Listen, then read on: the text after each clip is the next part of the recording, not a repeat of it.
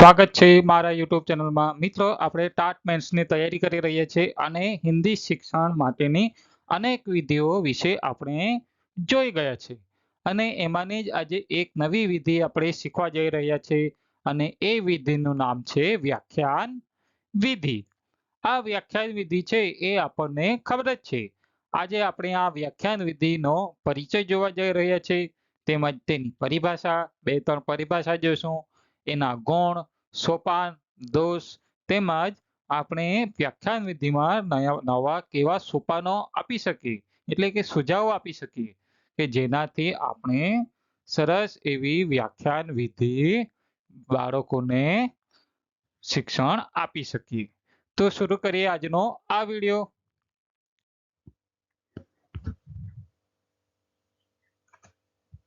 व्याख्यान विधि। तो व्याख्यान विधि किसे कहते हैं उसी के बारे में देखते हैं।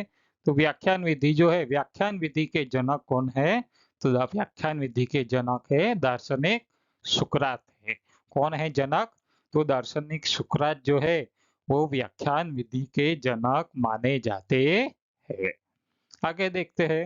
तो व्याख्यान विधि को अंग्रेजी में लेक्चर मेथड के नाम से भी जाना जाता है। अगर हमें प्रश्न पूछा जाए कि लेक्चर विधि, लेक्चर मेथड के बारे में चर्चा कीजिए, तो हमें किसके बारे में चर्चा करनी है, किसके बारे में लिखना है? व्याख्यान विधि के बारे में ही लिखना है। यानी कि व्याख्यान विधि जो है वो हम हिंदी में, गुजराती में कह सकते हैं। तो अंग्रेजी में इसका क्या नाम है? उसका नाम है व्याख्यान, लेक्चर मेथड है। क्या नाम है अंग्रेजी में? उसका नाम लेक्चर मेथड है, व्याख्यान विधि का नाम। आगे देखते हैं उसके बारे में। तो व्याख्यान विधि को अन्य नाम में कौन से नाम से भी जाना जाता है? कथन विधि के नाम से भी जाना जाता है। व्याख्यान विधि का अन्य नाम क्या है? तो अन्य नाम है कथन विधि। क्या नाम है? कथन विधि है। व्याख्यान विधि का अन्य नाम कथन विधि है। तो व्याख्यान विधि का प्रयोग शिक्षण में प्राचीन समय से ही हो रहा है। यानी कि व्याख्यान विधि जो है शिक्षण में प्राचीन समय से ही उसका प्रचलन है। जिस समय आश्रम की व्यवस्था थी, छात्र जो थे आश्रम में पढ़ने के लिए जाते थे, उसी समय से ही व्याख्यान विधि का प्रचलन हमें देखने को मिल रहा था और आज भी उसी व्याख्यान विधि का प्रयोग आज की शिक्षण व्यवस्था में किया जाता है। तो भारतीय शाला है, विद्यालय है, विश्वविद्यालय में आज भी पढ़ाने के लिए इसी विधि का ज्यादातर प्रयोग होता है।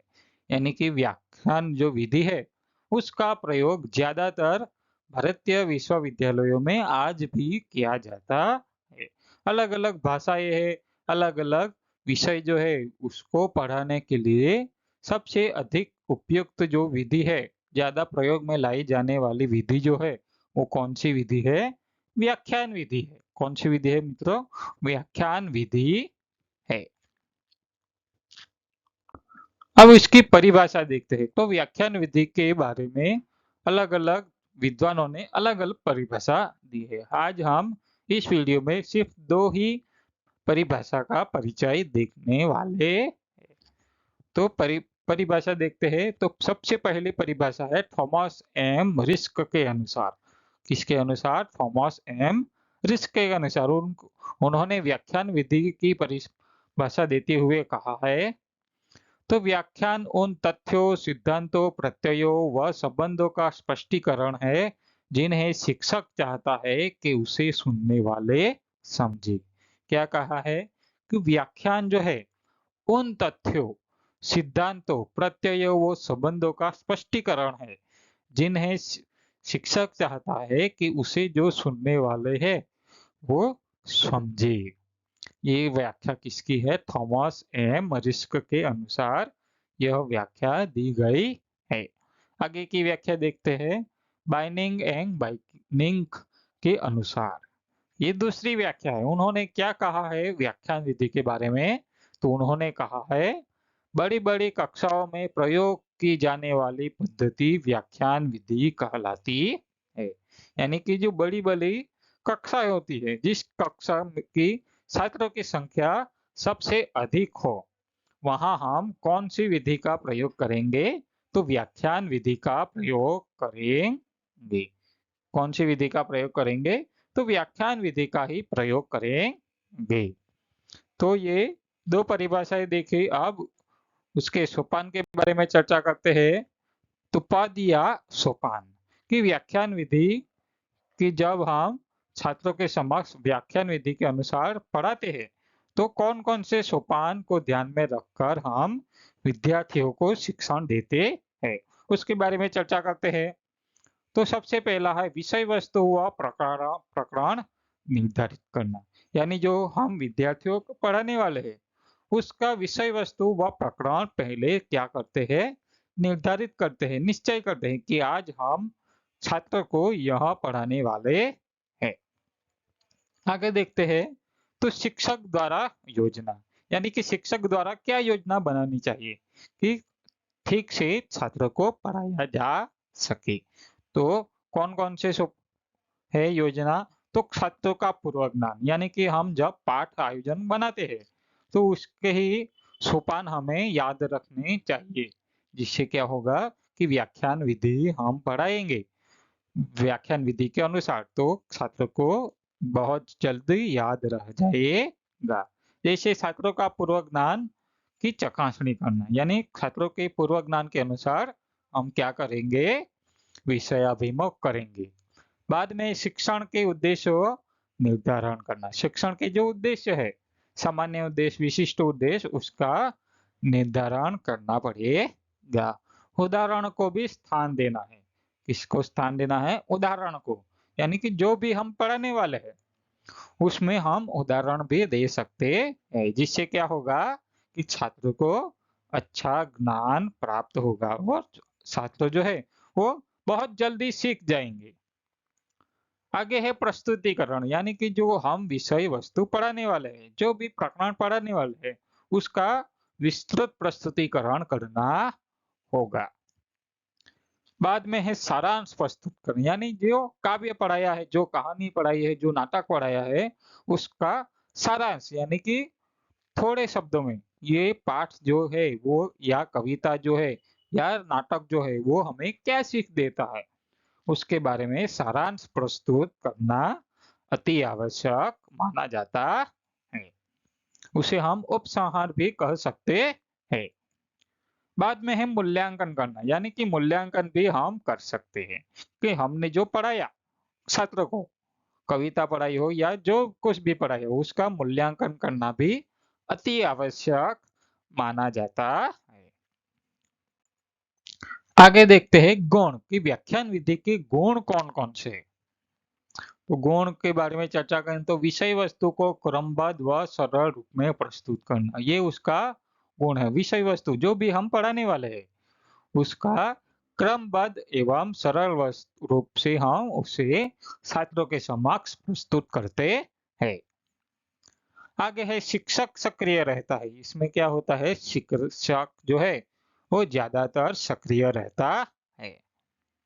विद्यार्थियों को ज्यादा से ज्यादा जानकारी प्राप्त होती है, यानी जो कुछ हम पढ़ाने वाले हैं उसकी जानकारी विद्यार्थियों को सबसे अधिक प्राप्त होती है। उसके दोष भी है, यानी कि जो विधि होते हैं, जो कुछ भी है, चाहे विधि की बात कर ले या अन्य किसी की भी बात कर ले, जिसके गुण होते हैं उसमें थोड़े बहुत दोष भी हम देखने को मिलते हैं। जैसे कि यह विधि जो है अमनोवैज्ञानिक विधि मानी जाती है। क्यों? क्योंकि उसमें ज्यादातर छात्र क्या निष्क्रिय रहते हैं। कौन सक्रिय रहता है?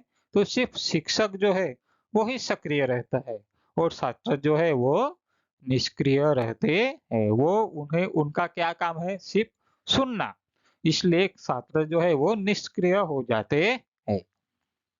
मौलिकता का अभाव भी देखने को मिलता है, यानी जो हम पढ़ाते हैं उसमें मौलिकता का अभाव भी शामिल हो जाता है। छोटी कक्षा के लिए उपयोगी नहीं, यानी जो छोटी कक्षा है, जिस कक्षा में विद्यार्थी की संख्या कम हो, उसमें यह विधि प्रयोग में लानी उचित नहीं मानी जाती। ठीक है। आगे देखते हैं तो छात्र पूर्णतः शिक्षक पर ही निर्भर रहते हैं। छात्र जो है वो पूर्णतः किस पर निर्भर रहते हैं? तो शिक्षक पर ही निर्भर रहते हैं। यानी कि शिक्षक जो कुछ बोलता है, जो कुछ पढ़ाता है, उस पर ही वो निर्भर रहते हैं, वो निष्क्रिय रहते हैं। इसके लिए उसके सुझाव की व्याख्यान विधि प्रयोग हेतु कौन कौन से सुझाव हम दे सकते हैं, यानी कौन कौन से सुझाव जो है जिससे हम व्याख्यान विधि का प्रयोग करके सबसे अच्छा तरह पढ़ाया जा सकता है।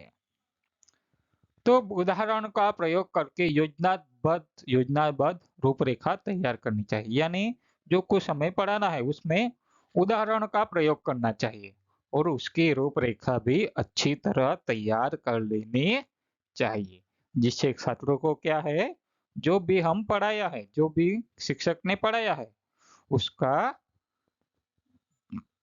क्या है, याद रह जाता है। शिक्षक को व्याख्यान देते समय स्वर का उतार चढ़ाव, हाव भाव, उदाहरण, आवाज आदि पर ध्यान देना चाहिए। यानी कि शिक्षक जब भी पढ़ाते हैं, व्याख्यान देता है, तो उसमें स्वर का उतार चढ़ाव भी आता है, हाव भाव भी होता है, आवाज आदि पर अच्छा तरह ध्यान देना चाहिए। एक जगह खड़े न होकर आवश्यकता अनुसार स्थान परिवर्तन करना चाहिए।